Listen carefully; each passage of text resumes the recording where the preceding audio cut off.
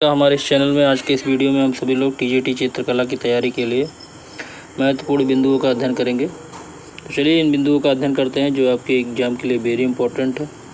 अगर आपको वीडियो अच्छा लगेगा तो लाइक ज़रूर कीजिएगा। तो यहाँ देखते हैं जल रंग में किस प्रकार कार्य करते हैं। तो जल रंग में जो कार्य किया जाता है लाइट टू डार्क। अगला देखते हैं जल रंग चित्रण में हाईलाइट दिखाने के लिए क्या किया जाता है। तो कागज़ को श्वेत छोड़ देते हैं। तो जल रंग में चित्रण में हाईलाइट दिखाने के लिए कागज़ को सफ़ेद छोड़ देते हैं या श्वेत छोड़ देते हैं। आगे देखते हैं जल रंग में कौन सा रंग मिला देने से पारदर्शिता खत्म हो जाती है। तो जल रंग में सफ़ेद रंग मिला देने से पारदर्शिता जो है ख़त्म हो जाती है।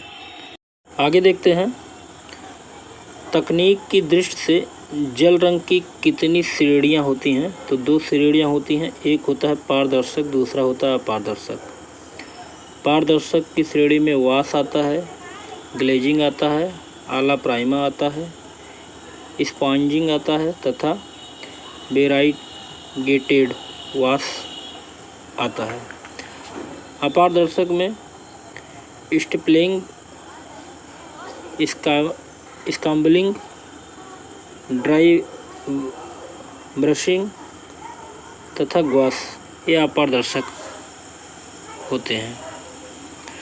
आगे देखते हैं कागज़ को गीला करके किनारों पर गोल लगी पट्टी द्वारा ड्राइंग बोर्ड पर चिपकाने की क्रिया को क्या कहते हैं। तो माउंटिंग कहा जाता है। आगे देखते हैं गोद मिश्रित अपारदर्शक रंगों को क्या कहते हैं। तो ग्वाश कहते हैं। गोद मिश्रित अपारदर्शक रंगों को ग्वाश कहा जाता है। अगला देखते हैं टेक्सचर क्या है। टेक्सचर जो होता है धरातल का एक गुण होता है। ये 2 प्रकार का होता है, एक होता है कृत्रिम, दूसरा होता है प्राकृतिक। कृत्रिम के अंतर्गत कैनवास, कपड़ा, कागज़ ये सब आता है और प्राकृतिक के अंतर्गत लकड़ी, पत्थर आदि।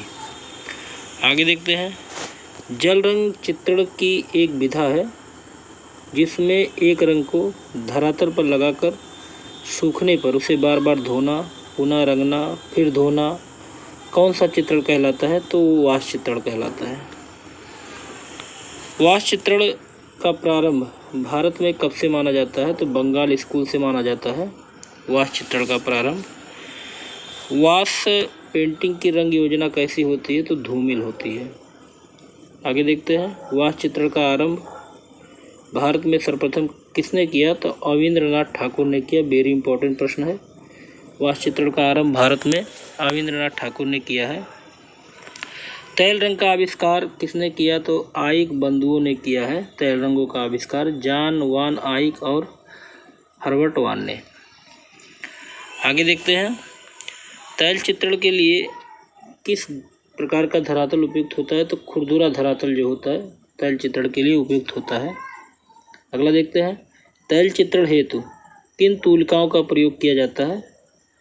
तो सेमल की तूलिकाओं का और ब्रिसल प्रयोग किया जाता है। तैल चित्रण का माध्यम क्या है। तो तैल चित्रण का जो माध्यम है वो तारपीन है, अलसी का तेल है और वार्निश है। चित्रण के लिए श्रेष्ठ वार्निश का नाम क्या है।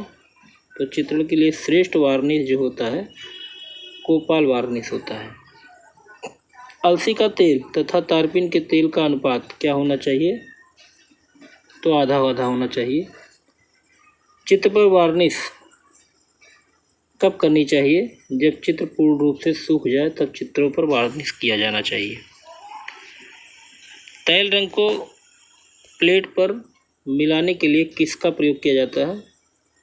तो तैल रंग को प्लेट पर मिलाने के लिए प्लेट नाइफ का प्रयोग किया जाता है। आगे देखते हैं कलर प्लेट में जिस स्थान पर तेल रखा जाता है उसे क्या कहते हैं। तो डीपर कहा जाता है। डीपर का इस्तेमाल किस चित्रण में करते हैं। तो तैल चित्रण में करते हैं डीपर का इस्तेमाल। तैल चित्रण को जिस स्टैंड पर रखकर चित्रकार किया जाता है उसे क्या कहते हैं। इंजल कहा जाता है। तैल रंग में किस प्रकार कार्य करते हैं। तो डार्क टू लाइट। तैल चित्रण में कार्य करते हैं।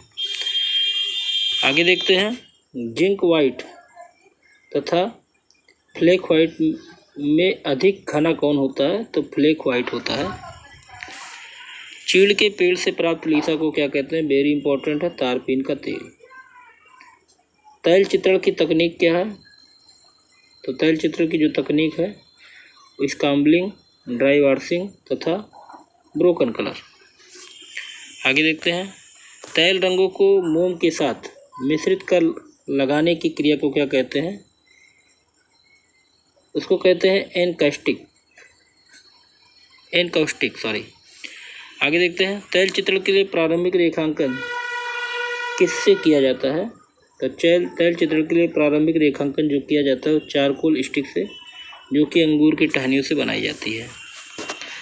आगे देखते हैं सूखे रंग कितने प्रकार के होते हैं? तो सूखे रंग 3 प्रकार के होते हैं। एक होता है चारकोल, जो कि अमरूद, इमली की लकड़ी, अंगूर की बेल की कोयले से बनाया जाता है। दूसरा है पेंसिल और तीसरा है पोस्टल आयल। और पोस्टल आयल 2 प्रकार का होता है, ड्राई और ऑयल। पेस्टल रंग के लिए किस प्रकार का कागज उपयुक्त होता है? तो खुरदरा कागज उपयुक्त होता है। पेस्टल रंगों को धरातल पर स्थायी करने के लिए लगाए जाने वाले घोल को क्या कहते हैं? उसको कहते हैं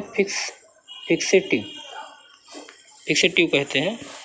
तो फिक्सेटिव का प्रयोग कैसे रंगों पर करते हैं? तो सूखे रंगों में करते हैं।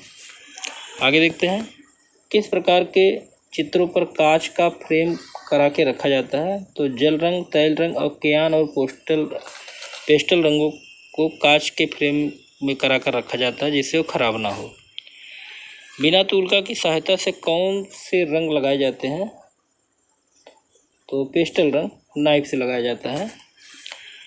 एक्रेलिक चित्रण कब से और किसके द्वारा प्रारंभ हुआ? तो 1920 ईस्वी में अमेरिका के लैटिन ग्रुप के द्वारा प्रकाशित हुआ। वेरी इंपॉर्टेंट है एक्रेलिक चित्रण 1920 में अमेरिका के लैटिन ग्रुप के द्वारा प्रारंभ किया गया।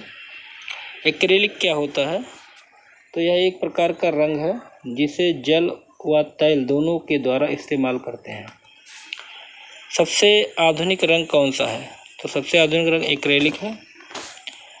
एक्रेलिक रंगों के लिए कौन कौन से माध्यम प्रयोग किए जाते हैं? तो ग्लास, मैट और जेल। एक्रेलिक चित्रण के धरातल पर किस माध्यम का प्रयोग किया जाता है? तो पॉलीमर गैसों का, जिसमें आवश्यकता अनुसार पानी मिलाया जा सकता है। एक्रेलिक चित्रण के लिए किस तकनीक का प्रयोग होता है? तो dry washing, air washing, impasto, scumbling, glazing, पारदर्शी तथा अपारदर्शी दोनों प्रकार के रंग को लगाना। एक्रेलिक रंगों में कितने रंगों को नहीं मिलाया जाता है? तो सफ़ेद को छोड़कर तीनों रंगों को नहीं मिलाना चाहिए, अन्यथा मटमैला प्रभाव उत्पन्न होता है। आगे देखते हैं विभिन्न परतों में कार्य किन रंगों में होता है? तो तैल रंग में, टेम्परा तथा एक्रेलिक में ये कार्य होता है विभिन्न परतों में। टेम्परा चित्रण किस धरातल पर किया जाता है? तो जिप्सम ग्राउंड पर, कैल्शियम ग्राउंड तथा इनामिल लगी धातु की प्लेट पर। आगे देखते हैं टेम्परा चित्रण के लिए कौन सी तुलका प्रयोग में लाई जाती है? तो सेमल तथा ब्रिसल तुलका प्रयोग में लाई जाती है टेम्परा चित्रण के लिए। टेम्परा चित्रण में किस माध्यम का प्रयोग किया जाता है? तो अंडा, गोंद तथा ग्लिसरीन का रंगों को अस्थायी बनाने के लिए इसे मिलाया जाता है। एक परत में कार्य किन रंगों में होता है? तो एक परत में कार्य जो होता है वो पोस्टर रंग में होता है। कंचित गोल किनारे वाली सफ़ेद बालों की तुलकाएँ क्या कहलाती है? तो फिल्बर्ट तुलका कहलाती है। धरातल पर भिन्न भिन्न रंग के टुकड़ों को जोड़कर उस पर जो चित्रकारी की जाती है उसे क्या कहते हैं? तो कोलाज कहा जाता है। आगे देखते हैं रंगों को मिश्रित करने के लिए लकड़ी या प्लास्टिक के प्लेट को क्या कहते हैं? तो रंग प्लेट कहते हैं। एक धरातल पर अंकन करके दूसरे पर छापने को क्या कहा जाता है? ग्राफिक विधि कहते हैं। आगे देखते हैं एचिंग क्या होता है? तो ग्राफिक में छपाई की पद्धति जो होती है वो एचिंग कहलाती है। ग्राफिक छापा कला सर्वप्रथम कहाँ प्रारंभ हुई? तो मिस्र में प्रारंभ हुई। भारत में छापा कला की शुरुआत किसने की थी? तो राजा रवि वर्मा ने किया था। ग्राफिक के अंतर्गत कौन सी प्रविधि आती है? तो एचिंग, वुडकट और एंग्रेविंग। ग्राफिक की तकनीक क्या होती है? तो ग्राफिक की जो तकनीक है रिलीफ, इंटेग्रेलियो और फ्लैट। वुडकट क्या होता है? लकड़ी की शीट जिस पर ड्राइंग करके प्रिंट लिए जाते हैं उसको वुडकट कहा जाता है। एचिंग में प्राथमिक अंकन को क्या कहते हैं? तो इंटेग्रेलियो कहते हैं। तो यहाँ पे आज और देख लेते हैं थोड़ा सा। एचिंग में सर्वप्रथम रेखांकन के बाद कॉपर प्लेट को किस एसिड के घोल में रखा जाता है? तो एचिंग में प्रथम रेखांकन के बाद कॉपर प्लेट को किस एसिड में घोल के रखा जाता है? तो वो नाइट्रिक एसिड होता है। एचिंग में कॉपर प्लेट से कितने प्रिंट बनाए जा सकते हैं? तो लगभग 1000। एचिंग में प्रिंटिंग के समय कागज़ कैसा होना चाहिए? कंचित नम होना चाहिए। लिथोग्राफी की खोज कब और किसने की थी? तो 18वीं शताब्दी में आयल सेनफेल्डर ने की थी लिथोग्राफी की खोज। कलाकार की चित्र रचना की प्रविधि को क्या कहते हैं? तो कलाकार की चित्र रचना की प्रविधि को तकनीक कहा जाता है। कैनवास क्लॉथ को फ्रेम पर कसने के पश्चात उस पर अस्तर की जो परतें लगाई जाती हैं उसे क्या कहा जाता है? तो उसे भूमि बंधन कहा जाता है। भूमि बंधन की 2 क्रियाएं कौन सी हैं? एक साइजिंग होता है, दूसरा प्राइमिंग होता है। आगे देखते हैं इंटेग्रेलियो की वह तकनीक जो जल रंग वाश के समान प्रभाव उत्पन्न करती है क्या कहलाती है? एक्वा टिंट कहलाती है। आगे देखते हैं 2 रंगों को कोमलता पूर्वक कैनवास पर ब्रश से मिश्रित करने को क्या कहते हैं? तो इसको कहते हैं ब्लेंडिंग। बिना किसी मिश्रण के रंगों के अलग अलग स्ट्रोक लगाना जो मोजाइक के समान प्रभाव उत्पन्न करते हैं उन्हें क्या कहते हैं? ब्रोकन कलर कहा जाता है। ब्रोकन कलर का प्रयोग अपने प्रकृति चित्रों के लिए किस पाश्चात्य कलाकार ने सर्वप्रथम किया था? कांस्टेबल ने किया था। आगे देखते हैं रंगों की बूंदों को धरातल पर डालकर मुंह से या स्ट्रा की सहायता से फूंक मारकर कलात्मक पोत की रचना करने को क्या कहते हैं? तो इसको कहते हैं ब्लोन ब्लास्ट। आगे देखते हैं सूखे धरातल पर बिना तेल के रंग की तुलिका के माध्यम से लगाने को क्या कहते हैं? ड्राई वॉशिंग कहते हैं। आगे देखते हैं तुलिका नाइफ या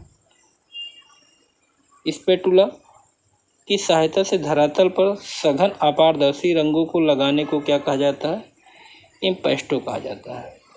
तो यहाँ पे आज के महत्वपूर्ण बिंदु समाप्त होते हैं। ऐसे महत्वपूर्ण बिंदु के साथ फिर अगले वीडियो में मिलते हैं। तब तक के लिए जय हिंद।